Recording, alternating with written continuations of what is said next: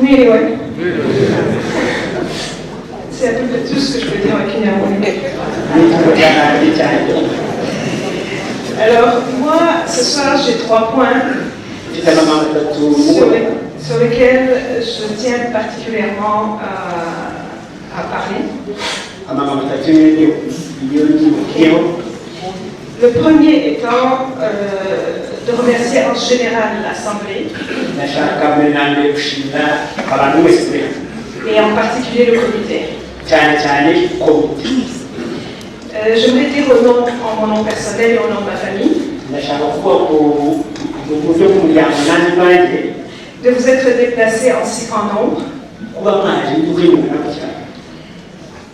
ce qui nous prouve en fait que même après 36 ans,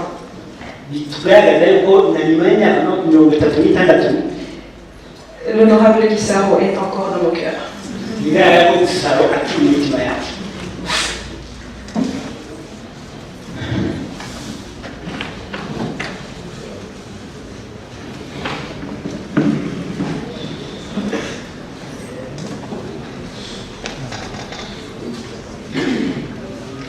Alors j'aimerais mettre un point d'honneur à remercier le comité.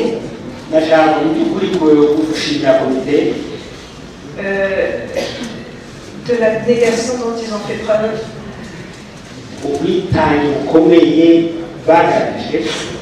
du temps qu'ils ont mis à partir d'une idée et arriver à un événement aussi important.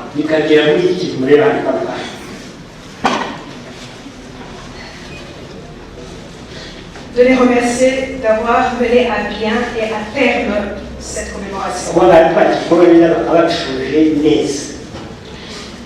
Nous savons que vous êtes occupés, vous avez des emplois, vous avez des familles. Mais cette détermination, croyez-moi,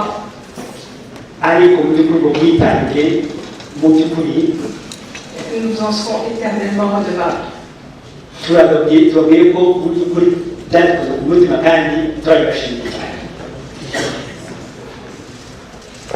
À présent, j'aimerais remercier tous ceux de près ou de loin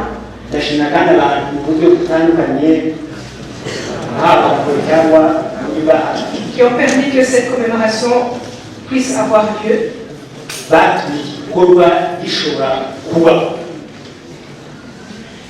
Ceux qui sont ici ou ceux qui sont ailleurs,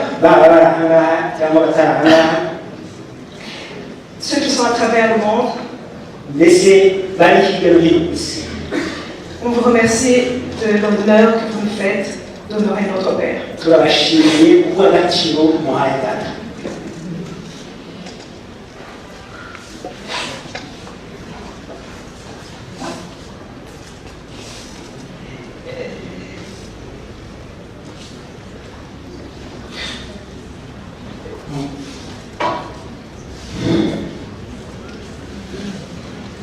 J'aimerais mentionner une chose.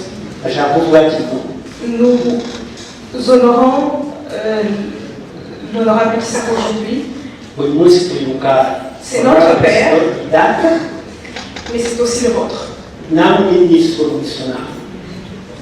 Il est le Père de la communauté.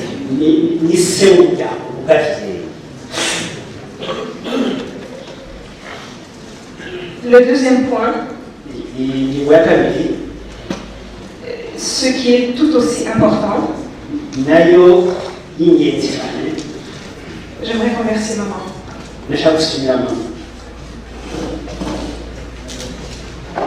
Il y a un proverbe qui dit « Derrière un grand homme, il y a une grande femme ».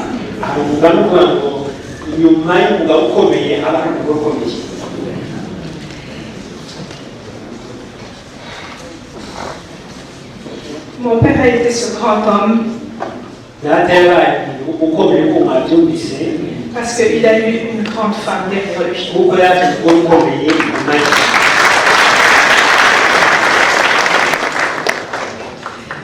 Maman a été le socle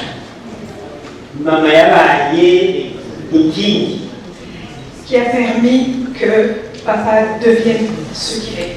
yatumye data aba icyo ari. Maman a été son conseiller, Yamubere umujyanama, son médecin, amubere muganga, son ami. amubere inshuti, Elle a été tout pour lui. mbese yamubereye byose. Parce que quand papa revenait le soir, Iyo data yatahaga nimugoroba, la personne qui le consolait, c'était maman. uwamubaga gufata kugira amagambo meza y'umutima imama. Et la personne vers qui il projetait ses espoirs Ubu nanone yashyiraho n'ibyiringiro bye, et qui pouvait le conseiller et le soutenir, uwamubwiraga inama ndetse akamushyigikira, et par-dessus tout l'aimer, birengejeho akamukunda, c'était maman. byari umubyeyi wajyana mama. Alors j'aimerais qu'on applaudisse ma mère.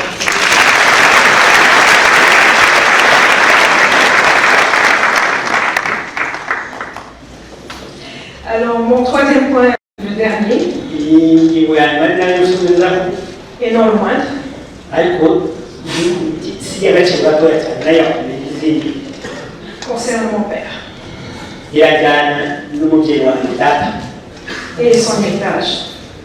n'umurage gusa. Gage, tu avais quel âge toi? Je n'avais que 9 ans quand mon père est décédé.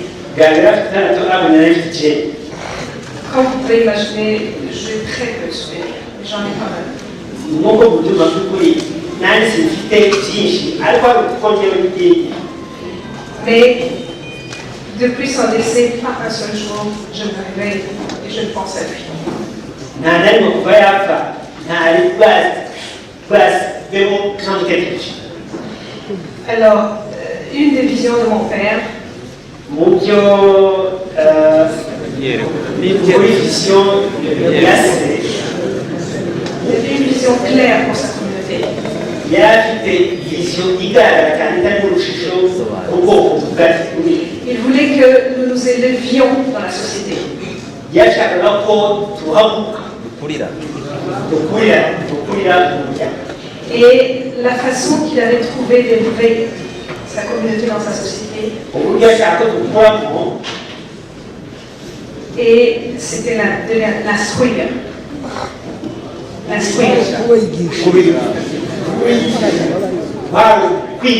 kwigisha abana. Et pour cela, il a personnellement inscrit plusieurs dans sa communauté. Ku bw'ibyo ngibyo hari abantu benshi yandikishije mu mashuri bo mu muryango mugari wacu, Et même au-delà de sa communauté. ndetse birenzeho n'abatari mu muryango wacu n'abandi nabo yabashije. Plusieurs l'ont dit, et vous l'écouterez dans le documentaire. Abenshi babivuzeho kandi birananditse muri icyo n'utu ntabwo bagira abantu. Ni nabwo muri documentaire Ok, donc je ne vais pas m'étendre là-dessus. aho hose gatinda. Il y a des valeurs qui caractérisent un grand homme. harimo indangagaciro zigaragaza umuntu ukomeye. C'est l'amour désintéressé de son prochain. Serivisi, gutanga serivisi ku bantu. Il avait un don, Yari afite impano, peut-être naïf pour certains, genda bamwe bitari bidafatika cyane, de trouver le meilleur dans chacun. kubona ari umuntu akaburamo icyiza. Le meilleur dans chaque personne qu'il a rencontrée. Uwo yabona wese yashobora kubonamo icyiza. C'était un homme intègre. Yari inyangamugayo, Il était un leader national yari umuyobozi cyangwa se umulideri w'igihugu, parce qu'il a soutenu au-delà de sa communauté. kuko yafashije birenze kominote y'avukamo. La preuve, c'est que quand il a été élu la deuxième fois, quand il a été élu, parce que le premier mandat, il a été nommé, quand il a été élu, ce n'est pas seulement les Fayonais qui l'ont élu, c'est toute la communauté de tous les rangs. Kimwe n'uko mu gihe yatorwaga ku manda ya kabiri yo kwiyamamaza ntabwo yatowe n'abayobozi gusa ahubwo yatowe n'abandi batari abayobozi. umuntu rero wahuzaga. Il a été accepté et adopté par ceux qui n'étaient pas de sa communauté. yaremewe kandi akumva n'abantu batari mu muryango we. Et un autre de ses combats intambara yaje kurwana fut la reconnaissance des Banyamulenge en tant que Congolais. yashoboye kurwana ariko umunyamurenge yemerwa nka kominote imwe y'ingongomani.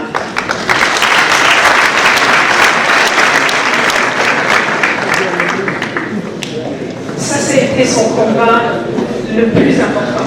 iyo ni intambara yarwanye ngena nakwita n'ingenzi rusange. Il ne voulait pas qu'on soit considérés comme des citoyens de seconde zone. yashaka yuko tuba abaturage bo ku ruhande ndetse baciriritse bari munsi y'abandi. Il voulait qu'on ait les mêmes droits que les Congolais parce que nous sommes Congolais. yashaka kugira uburenganzira bw'abanyamahanga. Et je vais mettre un point d'honneur là-dessus. aho ndashaka kwandika mu by'ukuri Nous sommes Congolais. turabakumanya.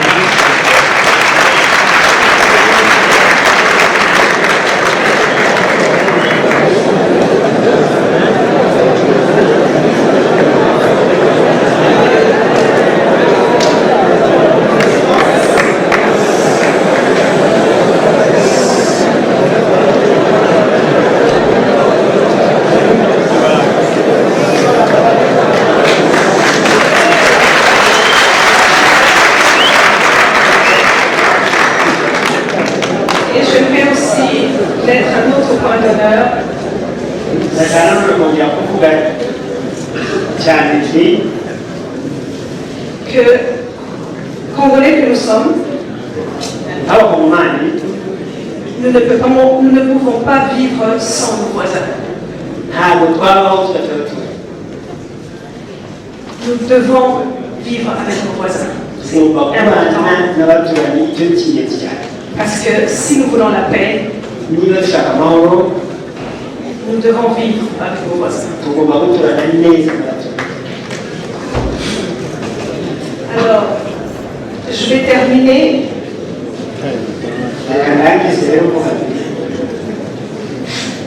Je vais m'adresser aux jeunes.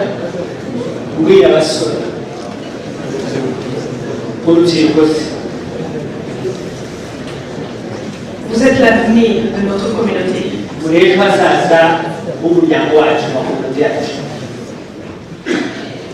Il y a une personne qui est venue avant vous, qui a tracé un chemin. Le chemin peut être chaotique pour le moment. Retroussez vos manches et travaillez.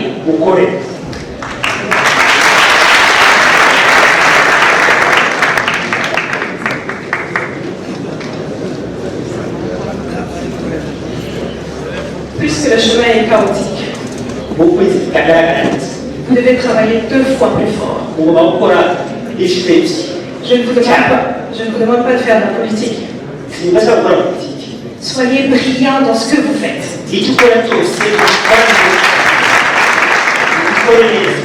Vous êtes l'avenir de la communauté. Brillez, brillez pour la communauté.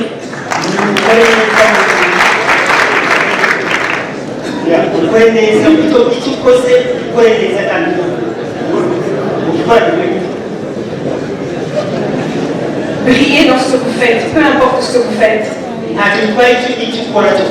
Dites-vous que, on va dire, tiens, ce Munyamulenge, il est brillant.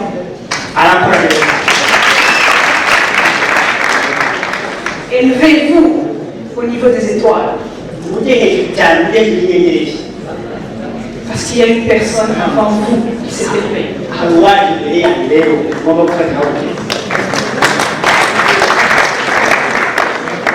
Soyez digne de l'héritage que vous laissez.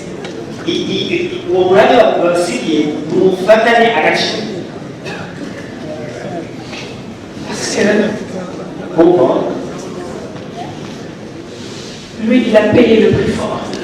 niwe watanze amaraso cyangwa se niwe watanze pour que vous soyez là où vous êtes et que vous soyez brillants. kugira ngo mubaho muri uyu munsi kandi murabagirana. Je vous remercie. Ndabashimiye.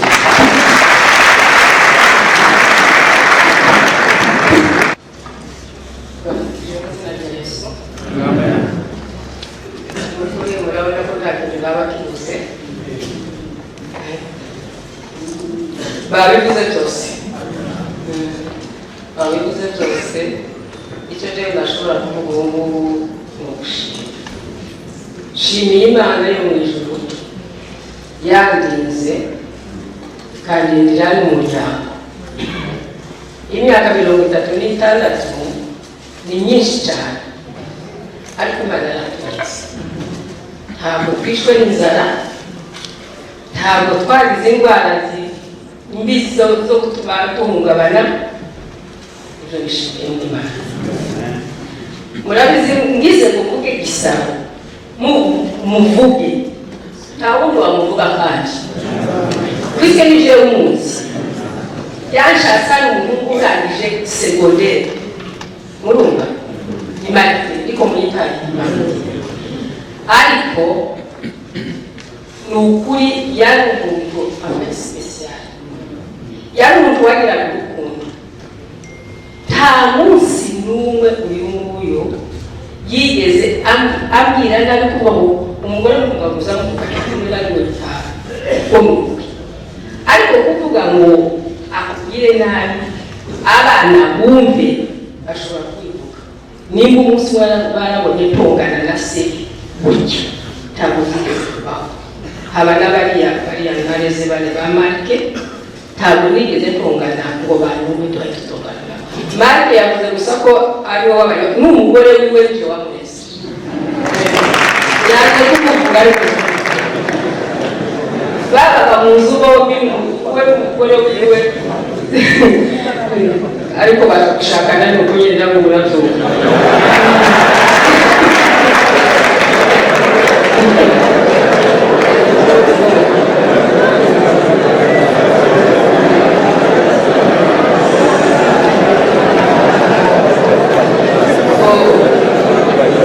Shimiye communauté nukuri Imana.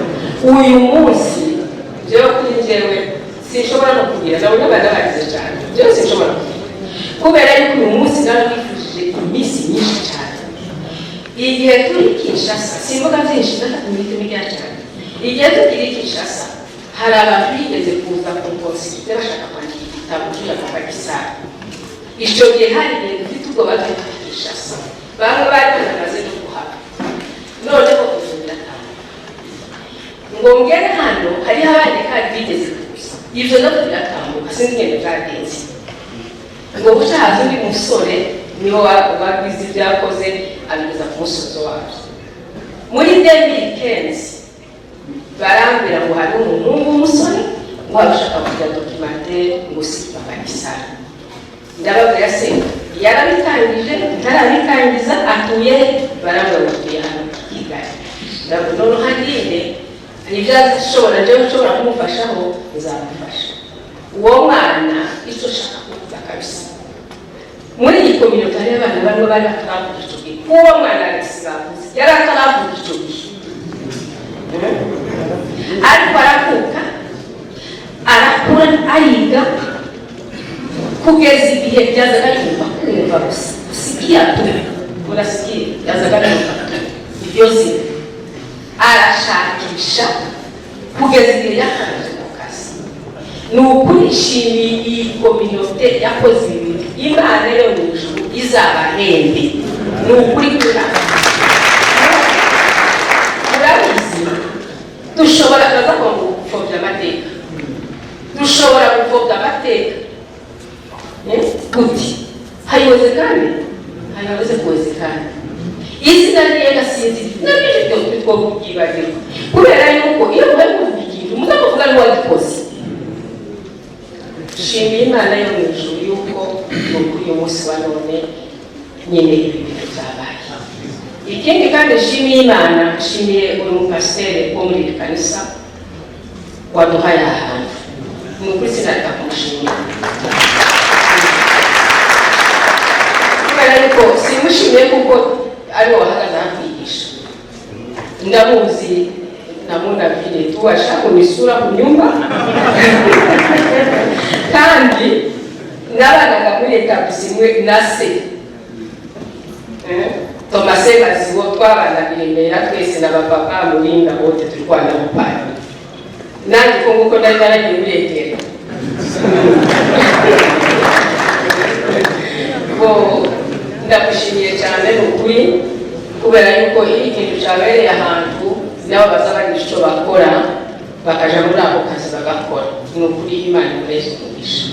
Ikindi kandi ni ukuri nshimiye Imana yo mu ijuru nuko mwaje twaba twafatanyije iki gikorwa, Imana yo mu ijuru ibaheze umugisha.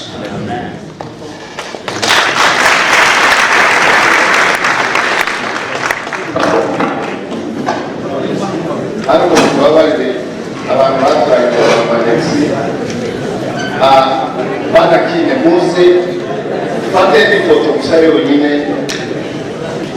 Urakoze cyane wiwe aba bantu mubona hano n'abadahari kuko ababayifashisha ni benshi, natwe turi hano dufatanyije n'abandi kugira ngo twizihize uyu mubyeyi wadukamiye, atarakamiye ubwoko gusa byavuzwe ariko agakamira n'abandi bose mu gace kariya tubamo ka Kivu itaragacikamo n'ibice ndetse kumwibuka ni no kwibuka n'ibyo yadukoreye kuko nk'abanyeshuri bahigiye twagiye tubasanga n'abatumaze kuba abakozi, hari byinshi tumwibukira. Turibuka ko ari umuntu wakundaga gushishikariza abana bose barangije humanite, yafataga n'umwanya wo kubaza mu bibande kunyohereza amazina yabo aho byakundaga, ababaga bujuje za kiriteri yabandikishaga, sibigishaza gusa n'ahandi ayo mateka tubayazi kwerekora. Tugomba kubashishikariza ahubwo no gukurikirana n'imyigire yabo, amakuru tuzi n'uko yakurikiranaga akavuga ngo ese abantu bakora bate. Nyuma yo kubakurikirana nanone ababaga barangije byavuzwe yabashakiraga akazi. Ku bijyanye n'abanyeshuri ndetse no nta bwigunge bwigeze kuba kuko no mu minsi mikuru yaraduhamagaraga ababanjirije njye nagiye Kinshasa atakiriho, ariko amakuru nzi nuko mu minsi mikuru no kugira ngo asabane n'abandi bagabo niyo yabahamagaraga, akabahamagarana n'abandi bari batuyeyo gisirikare cyangwa se mu bakozi, bagahurira hamwe bakaganira no kubyateza imbere umuryango w'abanyarwanda. N'igihe yarakoze kuvaho ntibyarangiriye aho kuko nanone umuryango we wakomeje gukora mu mwanya. Mama Alexis turamuzi, twagenda kenshi mu makondisiyo mabi twari turimo yo kwiga kiriya gihugu tumaze kuba uko cyabaye, yaratugobokaga mu bihe bikomeye hamwe n'abandi bahene, ariko yafataga iya mbere mu by'ukuri. No mu bihe by'amavakansi igihe za resitora zabaga zifunze, yafataga imodoka ye akayizuza ibiryo tutamubona kuri kampusi, ariko ndatekereza ko n'ahandi ariko byagenda. Twaramubonye tubera umubyeyi azi icyuho cyo kubura uwakoraga, ntitwigeze twumva ko hari ikintu cyabuze nubwo cyari gihari. Uyu mubyeyi yatubaye hafi, aradushyigikira, aduha impanuro mu by'ukuri nta kitarakozwe nubwo honorable yarabuze gusaza. Kuri rero kubera izo mpamvu icyo umuntu yakora kugira ngo ashime wenda ntiyanakibona, ariko icyo tugiye gukora ni sembole yo kukwereka ko twibuka imirimo mwakoze, mwikorera umuryango wanyu n'abantu ko n'abandi dufite akantu gato ngira ngo nsabe niko akavuga gushimira impano bivuye ku mutima w'abatekereza n'ibyishimo byiza kandi babakoreye.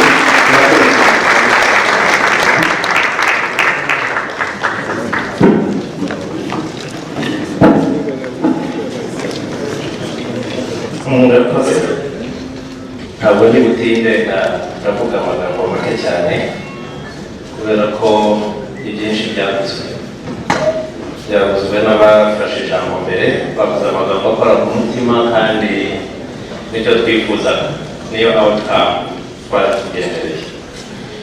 Ndashima nimara nshimire, hanyuma nze no kuvana mu kintu kimeze nk'isomo. Abantu benshi bavuze imirimo myiza ya Honorable Gisaro, ariko nk'uko abongereza babivuga imirimo myiza, so what? Tubirekeraho batazagaruka, tunyurwe n'ibyo yakoze, hanyuma tujagarane kuko bitangiye kugenda bigaragara. Ngira ngo icy'ingenzi ni ukumumenya, ariko tugakomeza nk'uko twabyanditse hariya mu kivi, wasize tuzakibuza. Yatugaya turamutse dutahiye gusa kumenya imirimo myiza yakoze, ariko ntidukomereze. Ndibaza ko aricyo kintu cy'ingenzi kigenderewe.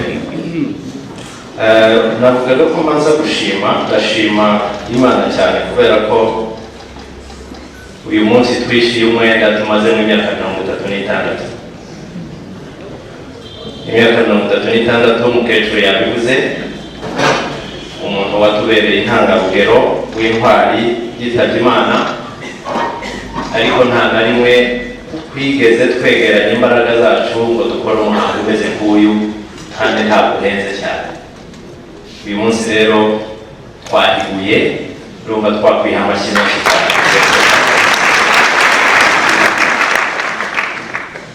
Icya kabiri,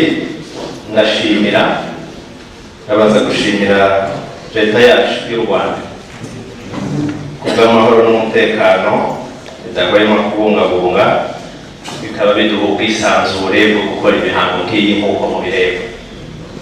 Tudafite izi kondisiyo ntabwo twabikora. Dufite umugisha abantu benshi badafite wo kuba abanyekongo, ariko dufite n'ishema ryo kuba turi abanyarwanda 100%. Ndashimira ubuyobozi bw'itorero babivuze, buhagarariwe na Dr. Fidel Masengo, badutije aha hantu nta kiguzi kandi ubundi hatangirwa amafaranga menshi. Murabona ko ari kadire nziza twicayemo, Imana imuhumurije cyane. Ndashimira abadufashije bose, Pastor Leonard, abaririmbyi, abahamwe na healing, abasenze, abari muri service, abakoze imirimo yose. Ntabwo mwese twabatondagura kubera turabuze umwanya, ariko turababona kandi mwakoze nubwo mwikoreraga. Ndashimira abasore, umukecuru yabivuze n'abandi bose babivuze, bagize igitekerezo. Ubu ndabashimira mu izina ry'umuryango igitekerezo cyo gutegura uyu munsi. Yego, ntabwo biteye isoni kuvuga ko cyavuye mu bana b'abasore. Kandi dufite abantu benshi bakuru, ariko iyo myaka yose yarirangiye ntabwo twabitekereje. Ababitekereje ubwa mbere baza kutureba bose n'abana bavutse Gisaro ntakibaho. Icyo ni icyerekana ko intwari ntipfa, iryama mu mitima y'abantu. Abana bahagurutse uyu munsi bakaba bategura ibi bintu, ntabwo bigeze bamubona bamwumvise amakuru. Ndabashimira cyane byimazeyo. Ndashimira abagenzi banjye tubana muri komite y'abanyamurenge mu Rwanda, bagejejweho igitekerezo bakakigira icyabo, bakacyemera, bakadufasha gutegura uyu munsi, kandi ndabona biri kugenda neza. Ndashimira umuryango wa bugufi wa Honorable Gisaro, abadahurwa, umuryango we bwite, abana be, tubagezaho ibitekerezo, tumaze kukigira icyacu na kominote, bacyakiriye neza cyane, baradushyigikira, bashoramo imbaraga zabo zose, ari nayo mpamvu mubona bisa neza. Imana ibahumurije. Ndashimira n'abavandimwe bacu bari hirya no hino ku isi, babyumvise abo bagahitamo kubikora. Yigeze kubibabwira Kinshasa, babikoze saa 10 ya hano. Mwigeze kumva ko ni Kampala no muri Australia bazabikora, ntabwo mfite precision ko babikoze, ariko nabo igitekerezo bakigize cyabo kandi birashimishije. ndashimira abantu twafatanije bakomeje bavuga komite kandi munyihanganire bahagurutse baze hano imbere kuko hari n'ibindi tuza gukora. Abantu twari kumwe muri komite yateguye umuhango bihute cyane. Ejo ubwo twaraye dutashe nyuma ya saa sita ko twariho tukora ku bintu bya nyuma, n'uyu munsi ku manywa babyiriwemo. Aba ni abagabo bafite agaciro, nifuza ko mwahabashyize.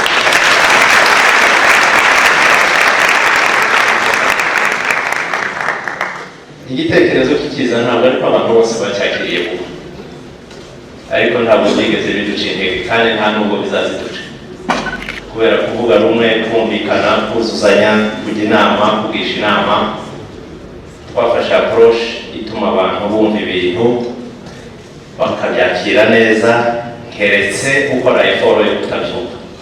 Abandi bose twagaragaje gukora ibyo umuntu ashobora gukora, kandi kibigaragaza ko byumvikanye nuko mugana muri iki cyumba. Ndagira ngo nkomerezeho nshuti bavandimwe, kwibuka Honorable Gisaro ntabwo ari we tugirira neza, ari nabikomojeho, ahubwo no kuzuza inshingano zacu nk'abantu yakamiye twese. Yaradukamiye, yadukoreye umurimo umuntu wundi atigeze atugezaho. Sinzi niba ari we turi kugirira neza cyangwa ari ku nyungu zacu. Nje numva ari ugusohoza kuzuza inshingano zacu nk'abantu bakiriye. Ibikorwa bya Honorable Gisaro yakoze uko twabyumvise n'ibindi turi gukomeze kumva, ni ibintu umuntu atabona umwanya wo kuvuga ngo abimareyo. Yarwanya urugamba ari wenyine, nitwe yabikoreraga. Twe tubona imbuto za uyu munsi, ubwitange bwamuranze, gukunda umuryango, kutavangura, guharanira ubumwe. Ni ibintu byagize aho bitugeza kandi byaduhaye izina n'akaranga. Rero numva ndetse no kuba mvuka mu muryango umwe na Gisaro. Iki gikorwa kigamije cyane kudufasha twese muri rusange, ariko cyane abakiri bato, kumumenya neza, kumwigiraho indangagaciro zamuranze. Bazivuze ntabwo ndi buzisubiremo, no kurushaho kubiteza imbere. Yapfuye akiri muto, yasize ibintu byinshi muri chantier, ariko tumaze kuba benshi kandi tuzabisoza. Imirimo myiza nk'iyimora niko bakunze kuvuga. Uyu munsi uyu muhango urabigaragaza. Abantu benshi mureba imbere kugira ngo abamubonye ni bake, abandi benshi bari bakiri bato. Ngiye kuvuga yapfuye afite imyaka 6. Ntabwo nigeze mumenya mu buryo bwo kumenya umuntu nk'uko dusanzwe tubivuga. Namwumvise izina, mwumva ko yakomokaga mu Rurambo, twebwe turi mu Minembwe, ariko nyuma y'imyaka 36 yose atabarutse, uyu munsi aracyari actualité. Turacyamuvuga, turamwizihiza kubera ko yakoze imirimo y'indashyikirwa.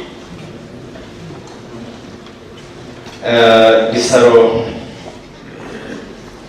tuvuga yaharaniye byinshi, ntabwo nshaka kujya mu madetaye, bimwe byaravuzwe, duhaye izina n'akaranga kubw'agaciro yari afite, ishema duterwa nawe. Turifuza ko izina rye ritazibagirana. Turasaba ko yatubera umusemburo w'ubumwe n'ubufatanye. Turifuza ko yatubera intangarugero, bityo umuco mubi ushobora kugaragara kuri bamwe nko kwikunda no gukurura amacakubiri ugacika burundu iwacu. Kubera izo mpamvu turasaba ko abahagarariye umuryango bazajya inama, ubu turabivugira muri iki cyumba, aho bari hirya no hino ku isi, hakarebwa icyakorwa kugira ngo izina rya Honorable Gisaro rikomeze ritubere urumuri. Haracyari vuba kugira ngo umuntu amenye icyakorwa muri urwo rwego, ariko twashakira muri bimwe mu byo yakunze gukora, twamaze no guhabwaho ubuhamya, harimo n'uburezi.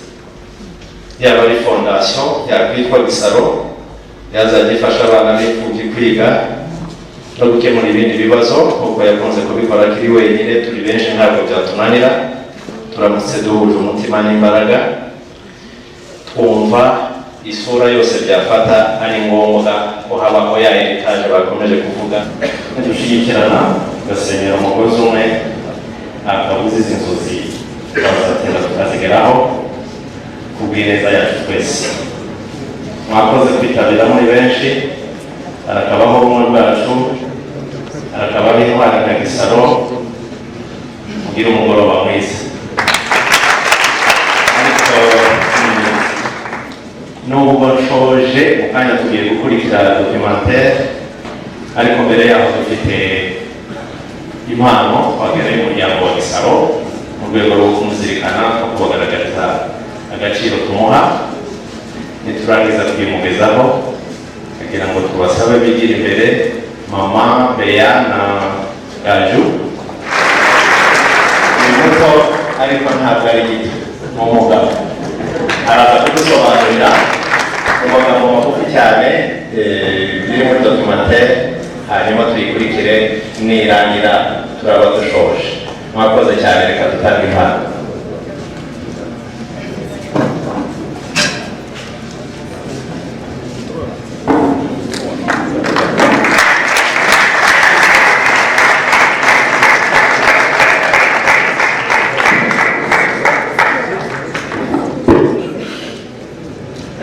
Hifujwe ko bayifungura kugira ngo bayigaragarize abana.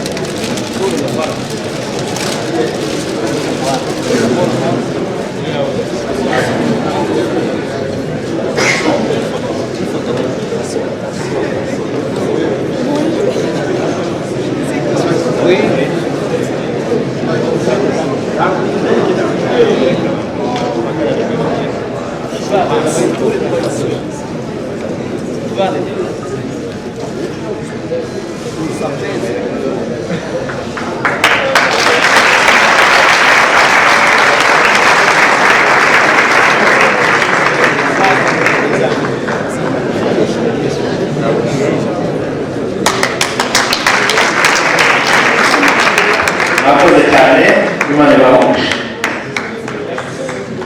Twasubira mu myanya yacu, hanyuma Alexis akatubwira mu ncamake.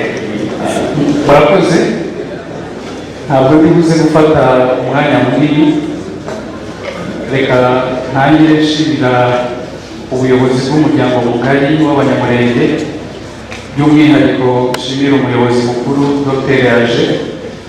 Nk'uko babivuze, twaramwegereye kenshi tumubwira igitekerezo twagize. Murabizi, iyo igitekerezo cyazanywe n'umuntu muto ufite n'ubumenyi ngenda buri hasi cyangwa ubundi bushobozi buri hasi, akenshi ijambo ntabwo rigira agaciro. Ariko ndashimira cyane Aje kuba yarabifashe, arabyumva ndetse abyumvisha abandi bagenzi be bakorana muri komite. Ikindi nagira ngo nkomozeho gato, abanyakinshasa bakoze kuba bahaye impano mama Honorable Gisaro. Iyo utekerejeho ukareba imirimo nawe yakoze, ntabwo yari gukora adafite umugore ukwiriye wari ugomba no kumusapotinga kugira ngo akore ibi bintu. Hari igihe kinini umuntu agira igitekerezo ariko utaba ufite imbaraga cyangwa se umuntu wagufasha, ibitekerezo bikaba nta kintu bishobora gukora. Kuri uyu munsi Gisaro abaye agarutse, numva ari ishema rinini kuba mu bwoko bwacu tugeze mu rwego mu nzego zose zishoboka, zaba iza leta, zaba imyigire yaharaniraga. Hano ndabona abadogiteri hafi ya 4 muri iyi sare, ni ikintu gikomeye cyane. Urebye mu myaka ya 80 nta bantu twari dufiteho muri urwo rwego. Ndumva ari ikintu Gisaro muri uyu munsi ashoboye kugaruka byamushimisha. Agarutse akareba abantu dufite mu nzego zose z'igihugu, nabyo ni ibintu bishobora kumushimisha. Kuba rero uyu munsi nyuma y'imyaka 36 tubikoze, nubwo nubwo hashobora kuba harabaye gukerererwa, ariko abafaransa baravuga ngo mieux vaut tard que jamais. Ndabashimira cyane, nongere kandi mbivuge abagize uruhare rwose kuri iyi myiteguro. Ikindi nagira ngo babwire mbere yuko tureba iyi documentaire, ntabwo nize iby'itangazamakuru, nagira ngo nisegure aho muri buze kubona hari amashusho adakwiye ndetse hari n'uburyo butari professionnel, babwire ko nabikoze kubw'ishaka no kubwo amatsiko twagize nk'abasore yo kumenya amateka ya Gisaro. Ikindi ni ubushobozi nabwo bwo gukora documentaire usanga bigoye, cyane cyane ko uwo muntu tuvuga atari umuntu wari utuye aho turi, birasaba ibintu byinshi cyangwa se abantu bamuzi bari ku nzego zose mu bice byose byo ku isi. Aba rero nisegura kuba ikibazo cyose muri buze kubona muri documentaire, babwire ko ari documentaire turi gutegura, ntabwo turayirangiza. Ushobora kuba afite comment cyangwa se suggestion, turaza gutanga email ku buryo yatwandikira aspect twaba twaribagiwe cyangwa se ibindi bitahawe agaciro. Soza nagira ngo nshimire by'umwihariko abakobwa ba Honorable Gisaro. Nashaka kugira ngo mbivuge abantu babyumve agaciro kabyo. Umwe wari uri hano wenda gusa n'inzobe cyangwa se n'inzobe witwa Beya, n'inzobe avuye Canada. Murumva sake kuva Canada kugera hano kubera icyo kintu gusa, murumva agaciro bifite. Gaju wari uri hano avuye Afrique du Sud. Ndumva ari ikintu twababwira kinarenze n'izo mpano, ni ukubashimira by'umwihariko, nubwo n'abandi bagize ubushake bwo kuza ariko ntibaza, turabashimiye. Ntizige mu magambo rero, ndagira ngo barabigiye gukurikira documentaire, ndetse mbibutsa ko waba afite igitekerezo, ikindi kintu twazashyiramo naza kwibuka mukandika kuri iyo email. Murakoze cyane. Mana mu izina rya Yesu Kristo, turagushimiye kurwari Gisaro Muza Frederic Isaac watanze mu muryango mugari ndetse n'umuryango wa bugufi, akaza kuba umunyamumaro ukomeye cyane mu gihugu cyose cya Kongo. Ubu turimo twibuka uyu munsi, tugushimiye amateka akomeye, twibukijwe n'uwari we wese wavuye gufata ijambo ahantu kubw'umugaragu wawe. Tugushimiye kandi mwami Mana yacu kuba babasha gutegura iyi gahunda. Tugushimiye ku ntwari ikomeye waduhaye, kuko intwari ni umumaro igihugu. Twibuka Dawidi na Abuneri n'abandi bose Israeli yumvaga ihumutse ku bwiza bwabo. Natwe muri ubwo buryo mwami twibuka uyu mubyeyi. Mana mu izina rya Yesu, ibyo yakoze ni byinshi kandi byiza, ntabwo yabasha gusoza ikibi, ariko turasabira imbaraga buri umwe wese waje ahantu agakurikira amateka, kugira ngo amwitireho ndetse akomeze no gukora byinshi.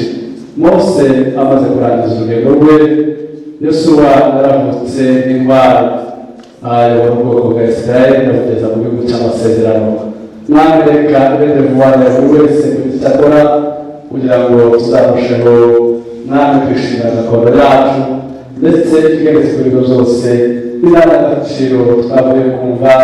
Mana ushobora byose, buri umwe wese azigane, dusabire umuryango wa bugufi kugira ngo ushobore kwita kuri mukecuru, witere ku bana biwe ndetse n'abandi bose, mu izina rya Yesu Kristo. Umugisha w'Imana n'ubana na buri wese, kandi ugerane natwe tugere mu ngo zacu amahoro. Iki gikorwa mwami Imana yacu gitangira uyu munsi, turagusaba kugira ngo kizahoreho, duhora twibuka inshuti yacu intwaro yacu umubano wacu tumwigiraho byinshi kandi umugisha kuba babasha gutegura bose mwami Imana yacu kubaho kwiza n'ikiganza cyawe cyiza ukomeze kubana natwe umwami wacu Yesu Kristo n'urukundo rw'Imana Data no gufashwa n'Umwuka Wera bijyane natwe twese amen.